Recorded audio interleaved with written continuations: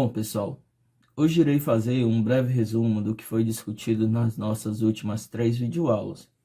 Vale destacar que o estudo da corrente elétrica, que é o que a gente está fazendo aqui, faz parte da eletrodinâmica. E a eletrodinâmica é um ramo da eletricidade que estuda os fenômenos elétricos, considerando as cargas elétricas em movimento. Bem, para início de conversa, vamos considerar que nós temos aqui um fio condutor metálico. Esse fio condutor metálico ele não está submetido a nenhuma diferença de potencial. Logo, se a gente pudesse analisar internamente o movimento dos seus elétrons, a gente iria ver que o movimento é totalmente desordenado. Mas quando esse condutor metálico é ligado a uma pilha, em que uma pilha nós temos o polo positivo e o polo negativo, ou seja, um polo com maior potencial e um polo com menor potencial, nós temos uma DDP, que é o que chamamos de diferença de potencial.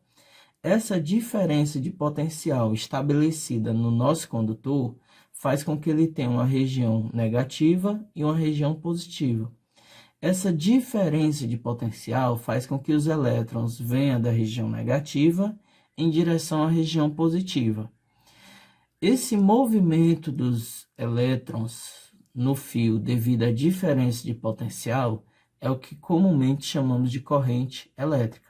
Então, para chegarmos à definição de corrente elétrica, basta a gente saber que uma DDP provoca um movimento ordenado dos elétrons. Então, corrente elétrica é o movimento ordenado das cargas elétricas devido a uma DDP. Vemos que os elétrons se movimentam do negativo para o positivo.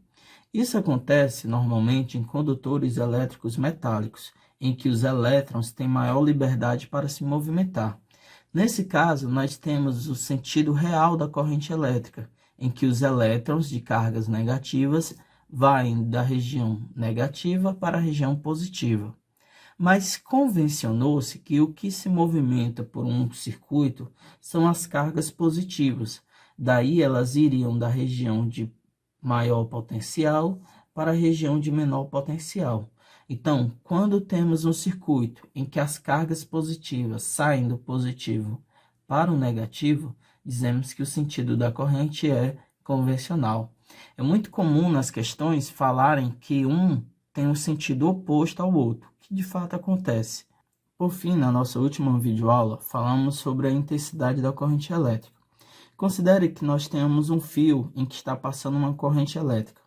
Nesse fio, nós vamos fazer uma espécie de linha de chegada, que é esse desenho que fiz aqui. Normalmente, esse desenho é chamado de secção transversal, que é uma espécie de corte que é feito em qualquer figura geométrica. Aqui, nós estamos vendo que está passando vários elétrons por essa secção transversal num determinado tempo. Cada elétron desse possui uma carga, que é a chamada carga elementar, que tem um valor de 1,6 vezes 10 elevado a menos 19 coulomb. No caso do elétron, essa carga seria negativa. Se fossem prótons em movimento, ela seria positiva. Quando faço esse desenho aqui, significa que o que me importa é apenas o módulo, ou seja, o valor numérico da carga elementar. Se verificarmos que passaram N elétrons, nós podemos encontrar a carga elétrica total que passou pela secção transversal num determinado tempo. Então, facilmente conseguimos encontrar a carga total. E se tivermos uma espécie de cronômetro, conseguimos encontrar o tempo. Quando determinamos a carga e o tempo, facilmente conseguimos encontrar a intensidade da corrente, em que a carga, o ΔQ, é dada em coulomb e o tempo, ΔT, é dado em segundos. Sendo assim, pessoal, a unidade da intensidade da corrente, ela vai ser a razão entre coulomb da carga e segundos do tempo. Coulomb por segundo, a unidade é chamada de amperes, que a gente representa pela letra A.